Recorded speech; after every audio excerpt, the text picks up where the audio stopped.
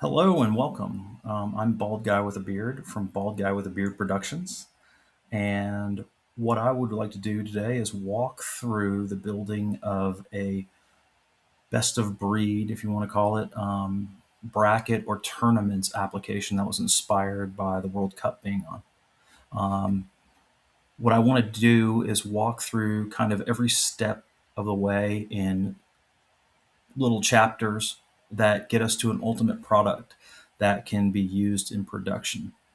So without further ado, I'm going to start with this. So if you'll notice here, I've already created, and you can see my command here, I'm using Vite. And so I've created an application and I've called it Bald Guy with a Beard bracket. You can name it yours, whatever you want. And I've selected the React and the TypeScript variant.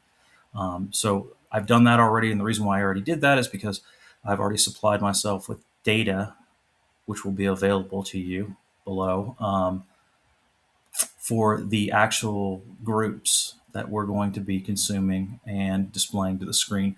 Now, for this first chapter, ultimately, we want to have a tournament site that's quality and allows a lot of different variation. In other words, you can have some tournaments that are brackets. You can have some tournaments that are require group qualifications before getting into the brackets. There's all sorts of different rules that can be applied on positioning, whether you're going by purely points for wins and ties, or if you're going by goal differential as a secondary, and so on and so forth. So anyway, so I intend on building this out, and the only thing that you require is, again, building your own project here, and then grabbing this data from me for this session. Each day we're gonna have a new chapter. I don't know what exactly. I don't have a schedule for the exact what I'm gonna do every day, but we'll just kind of flow from there. I want this to be very laid back, loose, and fun. Hopefully, I would appreciate feedback from people. If you feel the need to do so, it can be positive or negative, but I appreciate that. So for starters here, with any application, obviously you're going to be retrieving data. It's one of the most important things on there, and you're going to be retrieving from an API. In this, as you've noticed, I have a JSON file. We will eventually, in this application, we will eventually get data from an API. But for now, I'm just going to keep it focused on React itself. We're going to get data from this JSON file, a couple of other JSON files, probably early on in this project. So with that, we want to have sort of an abstraction that provides async data cleanly and with a consistent shape. One of the most common bugs that you have to work through in React is misshapen objects. In other words, your API returns something, it doesn't exactly match the UI, and you're missing data and that sort of thing. So we want a consistent way of getting our data. So what I'm going to do here now is I'm going to go into this hooks folder, and we're going to build a hook. And so you'll notice I've named it keeping with the proper nomenclature with the U's in front. And again, this is just a function like almost everything else in React. We're going to export this function use async. And we're going to take in a generic, a generic type here, because we don't know the form of the data that we're going to be returning every time until runtime, right? So we're going to be dealing with groups, teams, results, what have you. And so we won't know. And so we're going to rely on the user to supply that information to us. Now, there's two important inputs that we're going to need in here to execute this properly. The first one, as you may have guessed, is a function, and it's going to take, shift. It's going to take this form. We're going to return a promise of the type that we pass in. And secondly, we are going to pass in dependencies, and I'll explain why in a moment, but it's going to be an unknown array that is initialized to an empty array. Okay, so if we don't pass anything in, it's just going to be an empty array. That's a nice clean way of doing it, initializing those guys. Now, the reason why we're going to use dependencies in this manner is we're going to utilize another hook that you've probably seen before in React, which is useEffect. useEffect is function that executes based on dependency changes that you provide. So let's go ahead and import useEffect so that, there we go. So we've imported it. So now the squigglies go away. I can't stand seeing red squigglies. I don't know what it is about that color or whatever, but it drives me nuts. Anyway, so we supply it with the dependencies that we want this useEffect to execute on. So we don't know exactly what they're going to be. They could be different depending upon what UI component is needing to make a call and get data. So we're going to leave that flexible and abstract so that this in turn can be flexible. So now that we have this and this kind of setup, we have the skeleton here. One thing you may have noticed is that the whole point of this is to return a consistent shape that we haven't defined yet. So what we're going to need to do here is we're going to want to define an interface, and we'll call this, I don't know if you guys have the same problem as me, but I have the hardest time naming things. I'll spend 5 minutes thinking of a way to name something and then go back and change it 5 minutes later. So this async state is also, which is the name I came up with. I'll probably change it in about 2 minutes or something. But this async state interface is going to also take in a generic, as you notice, because the data shape we don't know about until runtime. So the data that we're going to return is either going to be that type, i.e. a group, like you saw with that data, or null, because we may have an error or something and return a null in that case. The next thing we're going to need to do is have a loading variable that we return, and this will tell it true or false whether it's loading or not. And when it is loading, likely you're not going to, this is going to be null, and the error property here is going to be null, and so this is going to be F-type error. So you can see sort of the three states in a way that we can return. It can either be successful, it can be loading, or it can be an error return, of which the data would be null. So now what we need to do is we need to tell this function, hey, we're going to be returning this async state of t that we just created. Now it looks like it's complaining. Oh yeah, it's complaining because we haven't returned anything from this function, so we haven't met that criteria. So what we're going to do is we're going to create somewhere where we can put this data, right? So we're going to have a const, and again the naming thing, right? We'll just say data response,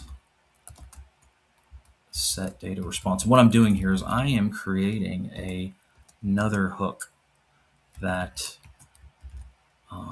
React provides called useState, and that's where we can store our data consistently. We'll talk more about that in a bit, but this is going to be of type async state t, right? And let's see here. We'll get that updated, and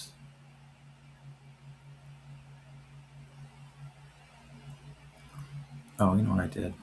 Duh.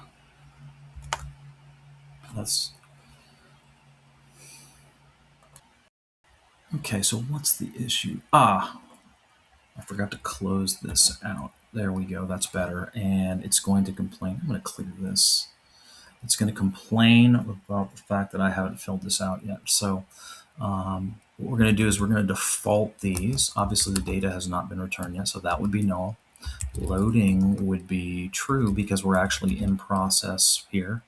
We want to start that as true when it's executing in here. And then error would be null. And okay, it's giving me a problem. Oh, I didn't allow my error to be typed as null. So there we go. That should clear that up. Now we have this still going on, and that's because we haven't returned anything from this. So we haven't met that criteria. So we're going to return data response from this, right? And there we go. So So now it's all cleaned up other than a couple of things that we're not using yet.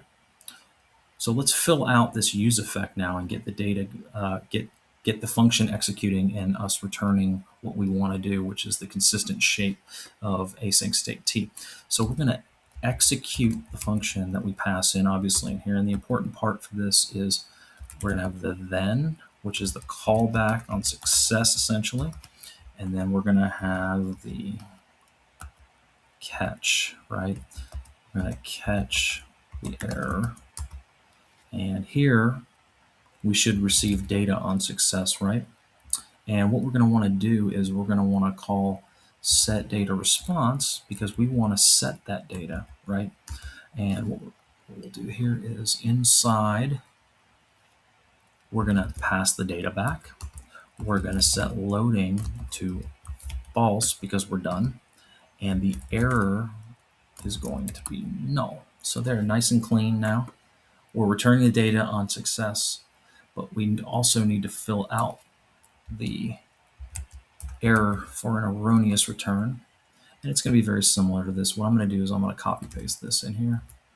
The difference being obvious is that we're going to pass the error back and we're going to set the data to null. Now, one more issue to cover here, and this is a problem that can happen. This will work. This will likely work unless I've missed something, but this will likely work. This will return data and respond to errors. However, I'll show you a scenario possibility here. Let's say our UI, and I don't even know if this makes sense, but I'm just doing this off the top of my head. So let's say our UI returns data based on the alphabetical letter that you click, right? So let's say I click A, and this is, for some reason, there's a tremendous amount of data in here, right? And so A executes, and while it's still executing here and it hasn't returned successfully, someone clicks B. And that B has much lesser data for some reason just due to network latency on the first call, the second call comes back faster, right? What's going to happen is the B data, which you're expecting to see, which the user is expecting to see, is going to come back. It's going to render to the user, and then more slowly the A will come back and it will overwrite that B data, which is not the behavior that we want. And so we need to have a way of handling this.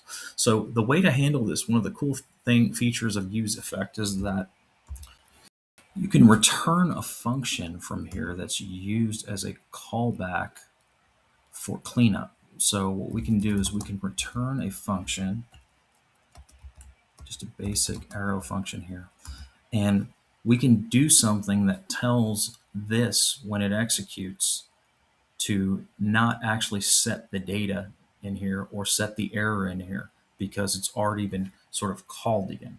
So what we need to do to implement this is we need to create a property in here called canceled, and we'll set that to false right now because it's not canceled. So the first time it comes in, obviously it's gonna execute properly. But what we need to do is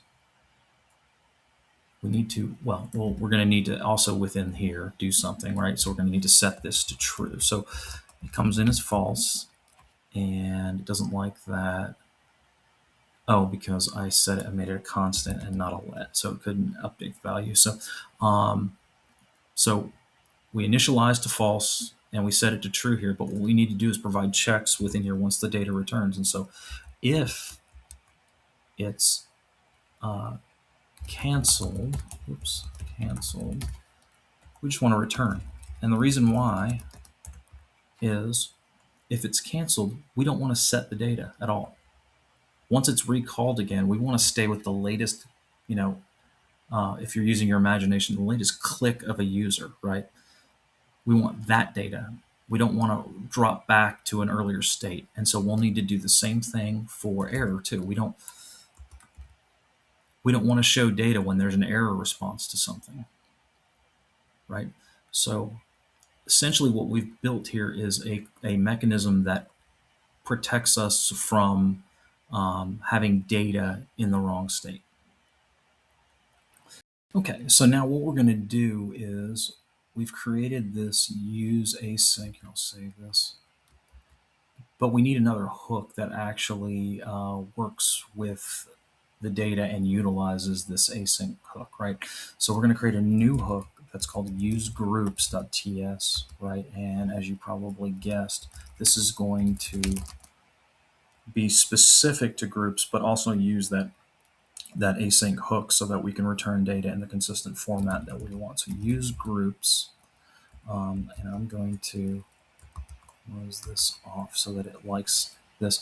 Before we fill this out, though, there's a couple of things that we need to do before that. So we're going to eventually be calling APIs, but I want to mimic what the API does right now so that it's consistent. So I'm going to create one function that's sort of a throwaway.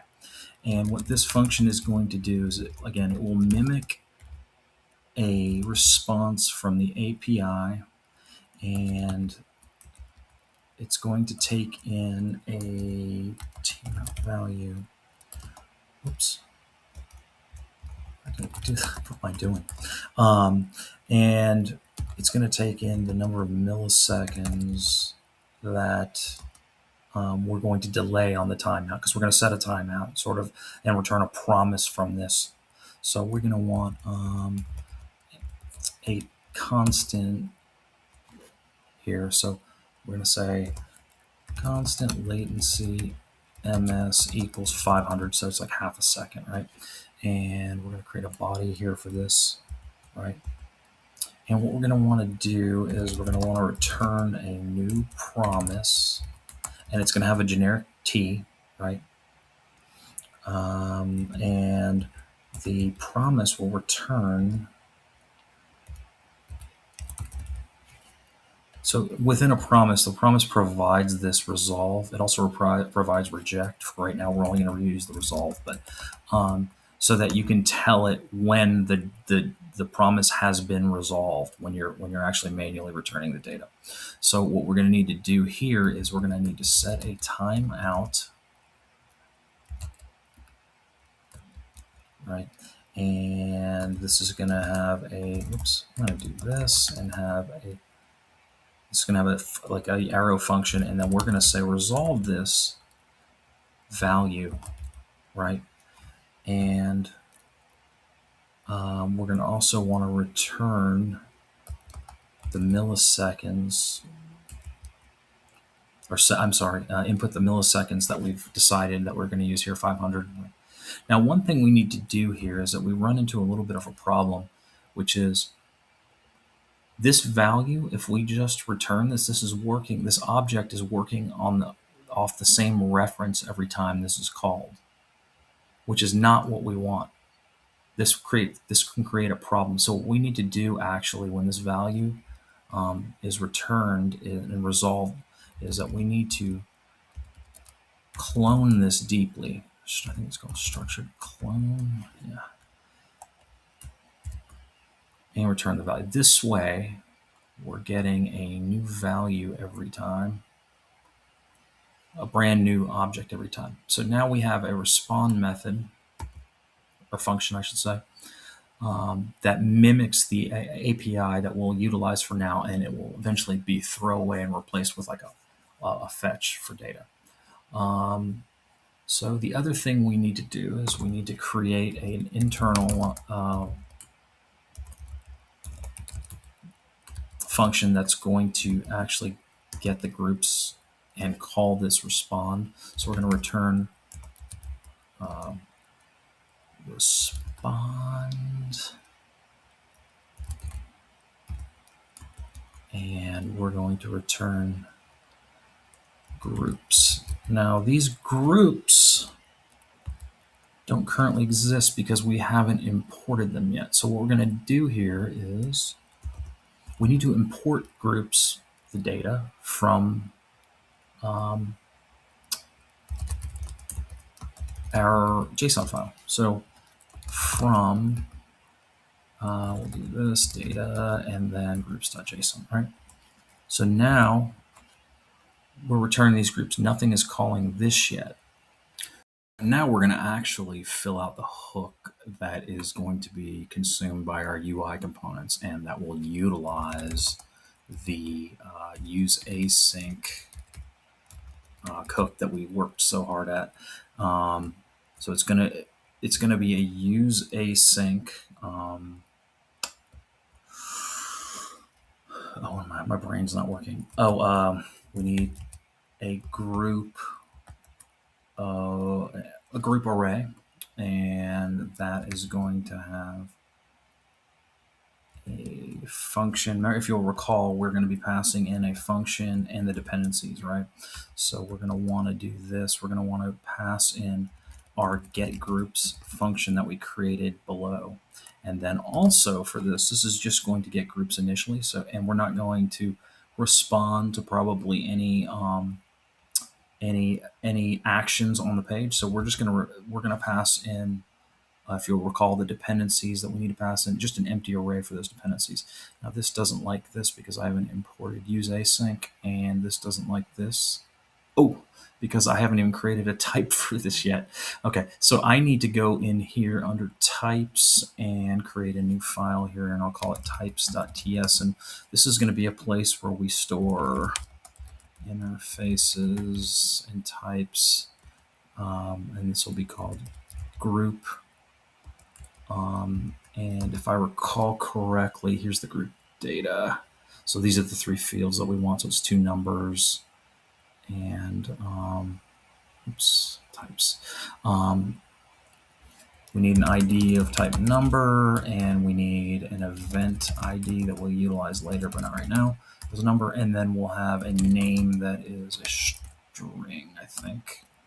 And so we want to use this consistent shape in here. So let's go ahead and get that reference there. Okay.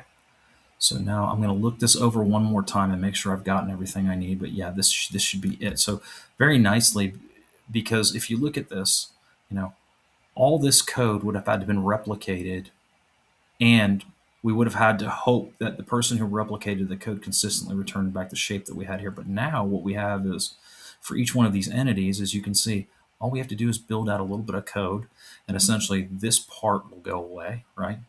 Eventually, and we'll just have a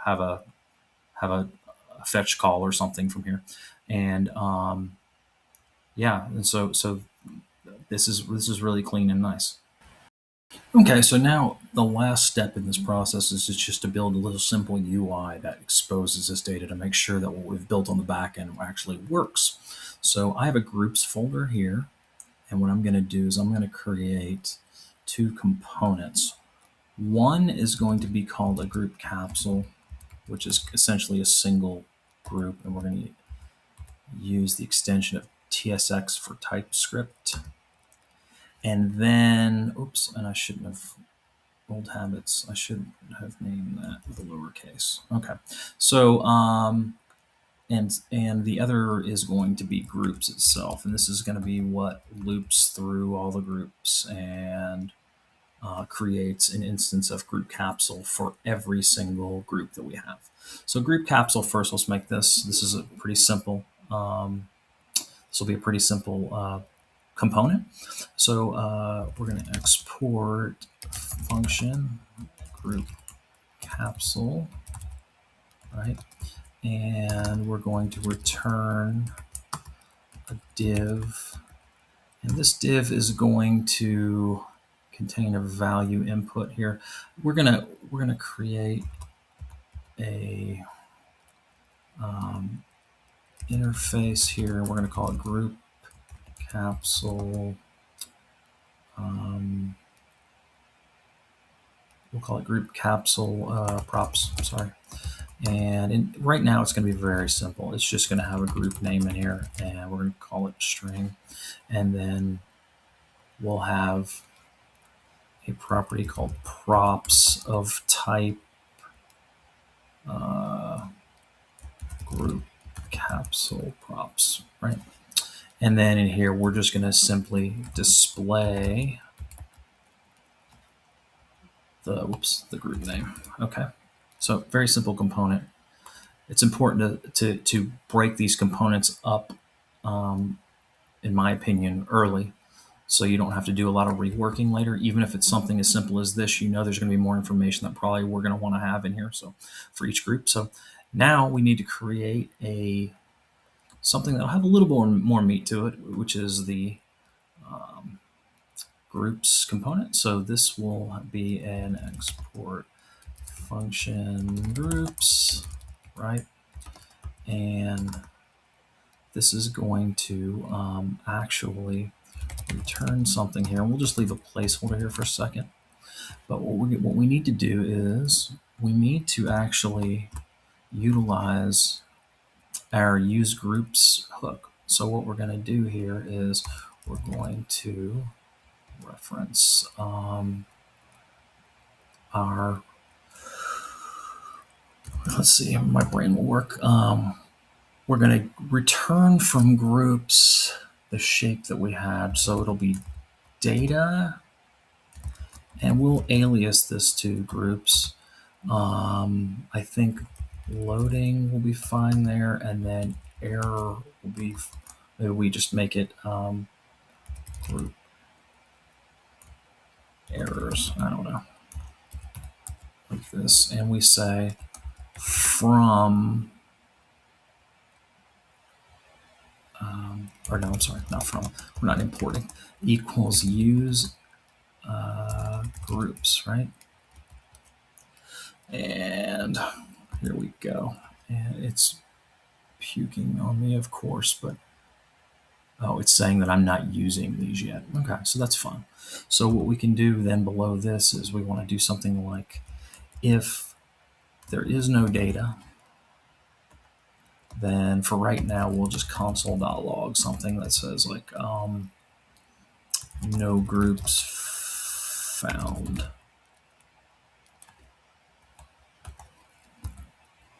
Oh, I'm sorry, I didn't call this data, I called this groups. There we go. So now it's not as upset at me with this. And we can do the same for the other two, right? Well, we'll leave that alone for now. Now the important thing is just getting into walking through each of these groups now that we know that we've got them, right? We've confirmed we have them. And we're going to have a G for group, arrow function, right? And no, actually, we really want a paren. Here, this way we can go. Okay, we're going to use group capsule. And let's see here.